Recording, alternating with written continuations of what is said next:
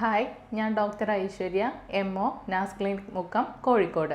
ഇന്ന് നമ്മൾ ഈ വീഡിയോയിൽ ഡിസ്കസ് ചെയ്യാൻ പോകുന്നത് നമ്മുടെ ശരീരത്തിലെ ഉയർന്ന കൊളസ്ട്രോൾ എങ്ങനെയൊക്കെ കൺട്രോൾ ചെയ്യാം എന്നുള്ളതാണ്. നമ്മളെ ജീവിതശൈലിയിൽ വരുന്ന മാറ്റങ്ങൾ അത് നമുക്ക് ഡയബറ്റീസ്, പ്രമേഹം ഉണ്ടാക്കും, അല്ലെങ്കിൽ ഹൈ ബ്ലഡ് പ്രഷർ ഉണ്ടാക്കും, അല്ലെങ്കിൽ അതുപോലെ തന്നെ സ്ത്രീകളിൽ കണ്ടുവരുന്ന PCOD ഒക്കെ ഈ ജീവിതശൈലിയിൽ വരുന്ന മാറ്റങ്ങൾ കൊണ്ട് ഉണ്ടാകുന്ന അസുഖങ്ങളാണ്.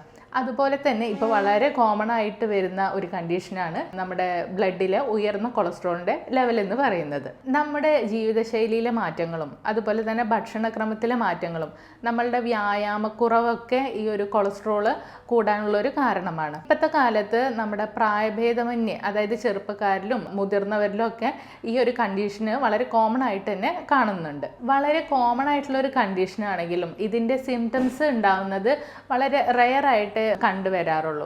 കാരണം ഇതൊരു കാർഡിയാക് ഇഷ്യൂയിലേക്കോ അല്ലെങ്കിൽ വേറെ എന്തെങ്കിലും കോംപ്ലിക്കേഷൻസിലേക്ക് പോകുമ്പോഴേ നമ്മൾ ഇതിനെക്കുറിച്ച് ചിന്തിക്കാറുള്ളൂ. അല്ലെങ്കിൽ ചിലർക്ക് കൊളസ്ട്രോൾ കൂടുമ്പോൾ തന്നെ അമിതമായിട്ടുള്ള ക്ഷീണം വരാം, അല്ലെങ്കിൽ ചിലർക്ക് കണ്ണിന് ചുറ്റും ഒരു യെല്ലോയിഷ് പാച്ച് പോലെ, അതിന് നമ്മൾ സാന്തോമ എന്ന് പറയും. ചിലർക്ക് കണ്ണിന് ചുറ്റുമായിരിക്കും, അല്ലെങ്കിൽ കൈമുട്ടിനായിരിക്കും, അല്ലെങ്കിൽ കാൽമുട്ടിലൊക്കെ ഈ ഒരു മഞ്ഞ കളറിലുള്ളൊരു പാച്ച് പോലെ കാണപ്പെടാറുണ്ട്. ഇപ്പോൾ പറഞ്ഞല്ലോ വളരെ കോമൺ ആയിട്ടുള്ളൊരു കണ്ടീഷനാണെന്ന്. അപ്പം നമുക്ക് ഫാമിലി ഹിസ്റ്ററി, അമ്മയ്ക്കോ അച്ഛനോ അങ്ങനെയുള്ളൊരു ഹിസ്റ്ററി ഉള്ളവരാണെങ്കിൽ നമുക്ക് വേണമെങ്കിൽ ബ്ലഡ് ഒന്ന് ചെക്ക് ചെയ്ത് നോക്കാം.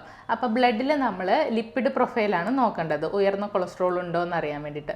അപ്പോൾ അതിൽ നമ്മൾ ടോട്ടൽ കൊളസ്ട്രോൾ നോക്കുമ്പോൾ ഒരു നോർമൽ റേഞ്ച് എന്ന് പറയുന്നത് ഒരു 200-ന് താഴെ നിൽക്കണം. ഇപ്പം നമുക്ക് ടോട്ടൽ കൊളസ്ട്രോൾ ഒരു 200 മുതൽ 240 വരെ നിൽക്കുകയാണെങ്കിൽ അതൊരു ബോർഡർ ലൈൻ കണ്ടീഷനാണെന്ന് പറയാം. അപ്പം നമുക്ക് അപ്പം തന്നെ മനസ്സിലാക്കിയിട്ടുണ്ടെങ്കിൽ നമുക്ക് നമ്മുടെ ജീവിതശൈലിയിലെ മാറ്റങ്ങളും അല്ലെങ്കിൽ ഭക്ഷണക്രമത്തിലെ മാറ്റങ്ങൾ, എക്സസൈസ് വഴിയൊക്കെ ഇത് നമുക്ക് നോർമലാക്കി മെയിൻറ്റെയിൻ ചെയ്ത് കൊണ്ടുപോകാൻ സാധിക്കും. ഇപ്പോൾ 240-ക്ക് എബവ് ആണെങ്കിൽ നിങ്ങൾക്ക് കൊളസ്ട്രോളിൻ്റെ ലെവൽ ഹൈ എന്നാണ് കാണിക്കുന്നത്. ലിപ്പിഡ് പ്രൊഫൈൽ വരുന്ന അടുത്ത ഒന്നാണ് LDL, ലോ ഡെൻസിറ്റി ലിപ്പോപ്രോട്ടീൻ എന്ന് പറയുന്നത്. ഇതാണ് നമ്മൾ ബാഡ് കൊളസ്ട്രോൾ എന്ന് പറയുന്നത്. ഇതിൻ്റെ റേഞ്ച് എപ്പോഴും ഒരു 100-ൽ താഴെയായിട്ട് നിൽക്കണം. അതിൻ്റെ ലെവൽ ഇപ്പോൾ ഒരു 130 to 160 ആണെങ്കിൽ അതൊരു ബോർഡർ ലൈൻ ആണെന്ന് നമുക്ക് പറയാം. അപ്പോൾ ബോർഡർ ലൈൻ എന്ന് പറയുമ്പോൾ നമുക്കത് റിവേഴ്സ് ചെയ്യാൻ സാധിക്കും. ഇപ്പോൾ എബവ് ഒരു 190 ഒക്കെ വരുമ്പോൾ നിങ്ങൾക്ക് LDLൻ്റെ ലെവൽ ശരീരത്തിൽ ഹൈ ആണെന്ന് മനസ്സിലാക്കാം. നെക്സ്റ്റ് ആണ് HDL, ഹൈ ഡെൻസിറ്റി ലിപ്പോപ്രോട്ടീൻസ്. ഇതാണ് നമ്മുടെ ഗുഡ് കൊളസ്ട്രോൾ എന്ന് പറയുന്നത്. ഇതിൻ്റെ ഒരു 40 താഴെ നിൽക്കുകയാണെങ്കിൽ അതിൻ്റെ അളവ് വളരെ കുറവാണ്. ശരിക്കും നിങ്ങൾക്ക് ശരീരത്തിൽ ആവശ്യമായിട്ടുള്ളൊരു ലിപ്പോപ്രോട്ടീനാണ് HDL എന്ന് പറയുന്നത്. ഇതിൻ്റെ അളവ് ശരിക്കും നോർമൽ ഒരു 40 to 60 റേഞ്ചിൽ എപ്പോഴും നിർത്താൻ വേണ്ടിയിട്ട് ശ്രദ്ധിക്കണം. നെക്സ്റ്റ് ആണ് ട്രൈഗ്ലിസറൈഡ്സിൻ്റെ വാല്യൂ. ട്രൈഗ്ലിസറൈഡ്സ് നോർമൽ എപ്പോഴും 150 mg/dL തന്നെ നിൽക്കാൻ വേണ്ടി ശ്രദ്ധിക്കുക. ഈ ട്രൈഗ്ലിസറൈഡ്സിൻ്റെ വാല്യൂ ഇൻക്രീസ് ചെയ്യുന്നതനുസരിച്ച് നിങ്ങൾക്ക് കാർഡിയാക് ഡിസീസ് ഉണ്ടാവാനുള്ള ചാൻസും കൂടും. സോ നമുക്ക് ഈ ലിപ്പിഡ് പ്രൊഫൈൽസ് നോക്കുമ്പോൾ നമ്മുടെ കൊളസ്ട്രോൾ ലെവൽ അല്ലെങ്കിൽ ട്രൈഗ്ലിസറൈഡ്സ് അല്ലെങ്കിൽ LDL ഒക്കെ കൂടുതലായിട്ട് നിൽക്കുകയാണെങ്കിൽ തീർച്ചയായിട്ടും നമ്മുടെ ഡയറ്റിലും അതുപോലെ എക്സസൈസും ഒക്കെ നല്ല രീതിക്ക് ചെയ്തു തുടങ്ങണം. എങ്കിൽ നമുക്ക് ഇത് ആ ഒരു സ്റ്റാർട്ടിങ് സ്റ്റേജിൽ തന്നെ നമുക്ക് റിവേഴ്സ് ചെയ്യാൻ സാധിക്കും. അതുപോലെ തന്നെ ഒരു വട്ടം നമ്മുടെ കൊളസ്ട്രോൾ ഒരു വേരിയേഷൻസ് കണ്ടിട്ടുണ്ടെങ്കിൽ പിന്നെ ഒരു റെഗുലർ ആയിട്ടുള്ള ചെക്കപ്പ് ചെയ്യുന്നതും വളരെ നന്നായിരിക്കും. ഇനി എന്തൊക്കെ കാരണങ്ങൾ കൊണ്ടാണ് നമുക്ക് ഉയർന്ന കൊളസ്ട്രോൾ വരാനുള്ള ഒരു സാധ്യത അല്ലെങ്കിൽ കാരണങ്ങളെന്ന് നോക്കാം. ഫസ്റ്റ് വണ്ണ് നേരത്തെ പറഞ്ഞ പോലെ തന്നെ ലൈഫ് സ്റ്റൈലിൽ വരുന്ന ചേഞ്ചസ്. ആദ്യത്തെ ഫസ്റ്റ് വണ്ണാണ് ഡയറ്റ് തന്നെ നമ്മുടെ കൂടുതലായിട്ടുള്ള സാച്ചുറേറ്റഡ് ഫാറ്റ്സ് അല്ലെങ്കിൽ ട്രാൻസ് ഫാറ്റുകൾ അല്ലെങ്കിൽ കൊളസ്ട്രോൾ കൂടുതലുള്ള ഭക്ഷണങ്ങൾ അല്ലെങ്കിൽ കാർബോഹൈഡ്രേറ്റ് കൂടുതലൊക്കെ ആയി എടുക്കുന്നവർക്കൊക്കെ ഉയർന്ന അളവിൽ കൊളസ്ട്രോൾ വരുന്നതായിട്ട് കാണുന്നുണ്ട്. അതുപോലെ അടുത്തൊന്നാണ് ലാക്ക് ഓഫ് എക്സസൈസ് വരുന്നത്. നമ്മുടെ വ്യായാമത്തിലെ കുറവൊക്കെ ശരീരത്തിൽ കൊഴുപ്പ് അടിഞ്ഞുകൂടാനുള്ള ഒരു കാരണമാവുന്നുണ്ട്. അതുപോലെ നമ്മൾ തടി വയ്ക്കുന്നത്, ഒബേസിറ്റി ഒക്കെ വരുമ്പോഴും ഇതുപോലെ ശരീരത്തിൽ കൊളസ്ട്രോൾ കൂടാതെ സ്മോക്കിംഗ് ഉള്ളവർക്കും ശരീരത്തിൽ ഉയർന്ന ലെവലിൽ കൊളസ്ട്രോൾ കണ്ടുവരുന്നുണ്ട്. അടുത്തൊരു ഫാക്ടറാണ് ജനറ്റിക് ആയിട്ടുള്ളത്.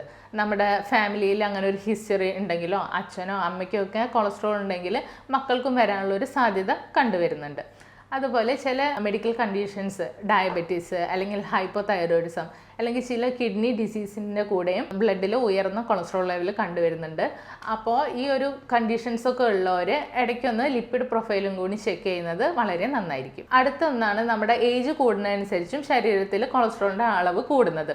അല്ലെങ്കിൽ ചില മെഡിക്കേഷൻസ് എടുക്കുമ്പോൾ സ്റ്റിറോയിഡ്സ് കുറേ കാലമായിട്ട് എടുക്കുന്നവർ അല്ലെങ്കിൽ ആൻറ്റി ഡിപ്രസൻസ് മെഡിസിൻസ് എടുക്കുന്നവർക്കൊക്കെ അവരുടെ ശരീരത്തിൽ ഇങ്ങനെ ഒരു മാറ്റം കണ്ടുവരാറുണ്ട്. ഇനി നമുക്ക് നമ്മുടെ ശരീരത്തിൽ ഉയർന്ന കൊളസ്ട്രോൾ കുറയ്ക്കാൻ വേണ്ടിയിട്ട് ഭക്ഷണത്തിൽ എന്തൊക്കെ ഉൾപ്പെടുത്താമെന്ന് നോക്കാം.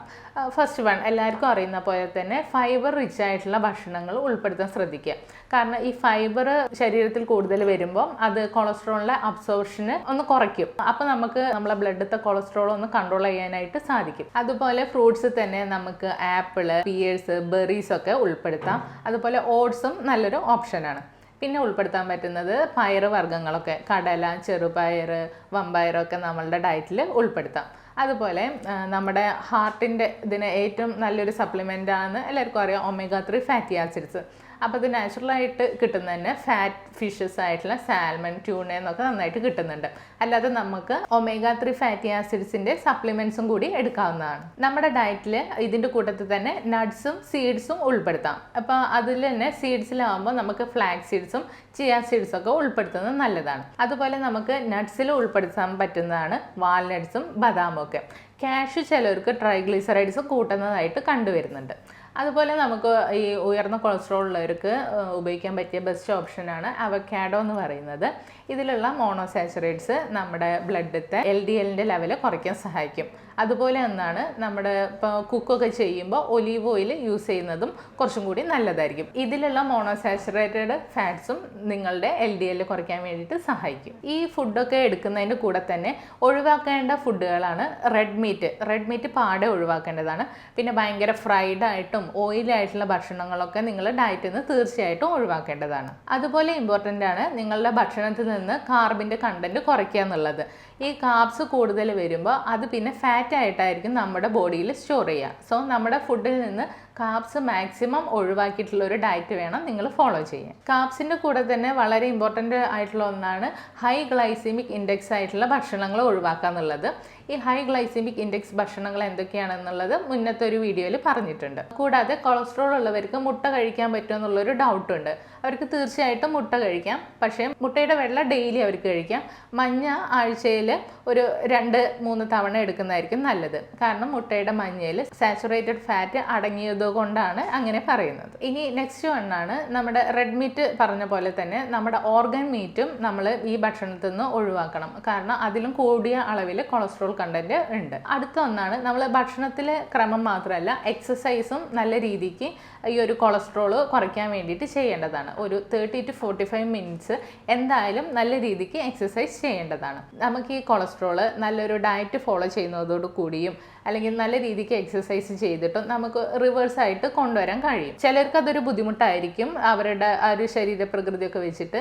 അപ്പം നമുക്ക് ഇതിൻ്റെ കൂട്ടത്തിൽ മെഡിക്കേഷൻസും അല്ലെങ്കിൽ മെഡിസിൻസും കൂടി ആഡ് ചെയ്തിട്ട് കൊളസ്ട്രോൾ നമുക്ക് നല്ല രീതിക്ക് മാനേജ് ചെയ്ത് കൊണ്ടുപോകാൻ പറ്റുന്നതാണ്. ഡയറ്റും എക്സസൈസും ചെയ്തിട്ടും നിങ്ങളുടെ ശരീരത്തിൽ ഉയർന്ന കൊളസ്ട്രോൾ നിയന്ത്രിക്കാൻ കഴിഞ്ഞില്ലെങ്കിൽ ഹോമിയോപ്പത്തിക് മെഡിസിൻസ് ഒരു ബെസ്റ്റ് ഓപ്ഷനാണ്. ഹോമിയോപ്പത്തിക് മെഡിസിൻസും കൂടി യൂസ് ചെയ്തിട്ട് നിങ്ങൾക്ക് നിങ്ങളുടെ കൊളസ്ട്രോൾ ലെവൽ റിവേഴ്സ് ചെയ്ത് കൊണ്ടുവരാൻ സാധിക്കും. അതിനുശേഷം പിന്നെ മെഡിസിൻ നിർത്തണോ വേണ്ടയോ എന്നൊക്കെ ഡോക്ടറുടെ നിർദ്ദേശപ്രകാരം നിങ്ങൾക്ക് ചെയ്യാവുന്നതാണ്. കൂടാതെ നിങ്ങൾക്ക് ഇത് മന്ത്ലിയോ അല്ലെങ്കിൽ 2 മന്ത് കൂടുമ്പോഴൊക്കെ നമ്മുടെ ബ്ലഡിലെ കൊളസ്ട്രോൾ ലെവൽ മോണിറ്റർ ചെയ്യാവുന്നതാണ്. നമ്മുടെ ശരീരത്തിലെ ഈ കൊളസ്ട്രോൾ ലെവൽ കൺട്രോൾ ചെയ്യാൻ നമ്മൾ ഡെയിലി ഡയറ്റിൽ തന്നെ വെളുത്തുള്ളി ഉൾപ്പെടുത്തുന്നത് വളരെ നല്ലതാണ്. നമ്മൾ ഒരു ഡെയിലി 2-3 വെളുത്തുള്ളി ചവച്ചരിച്ച് തന്നെ തിന്നാൻ ശ്രദ്ധിക്കുക. നമ്മുടെ ചോറിലൊക്കെ ഇട്ടിട്ട് അങ്ങനെ കഴിക്കുന്നത് നമ്മുടെ ബ്ലഡിലത്തെ കൊളസ്ട്രോൾ ലെവൽ കൺട്രോൾ ചെയ്യാൻ സഹായിക്കും. അതുപോലെ നമ്മുടെ വെളുത്തുള്ളിയിൽ നിന്ന് ഉണ്ടാക്കുന്ന മെഡിസിനാണ് അലിയം സെറ്റൈവ എന്ന് പറയുന്നത്. അതൊരു ഹോമിയോപ്പത്തിക് മെഡിസിനാണ്. അതുപോലെ നമ്മൾ ഓട്സിൽ നിന്ന് ഉണ്ടാക്കുന്നതാണ് അവിന സെറ്റൈവ, പിന്നെ ജിൻസെങ് എന്ന് പറഞ്ഞിട്ട് അങ്ങനെ ഒരുപാട് മെഡിസിൻസ് ഹോമിയോപ്പതിയിൽ അവൈലബിൾ ആണ്. സോ നിങ്ങൾക്ക് കൊളസ്ട്രോൾ കൺട്രോൾ ചെയ്യാൻ വേണ്ടിയിട്ട് ഹോമിയോപ്പതി ഒരു ബെസ്റ്റ് ചോയ്സ് ആയിരിക്കും.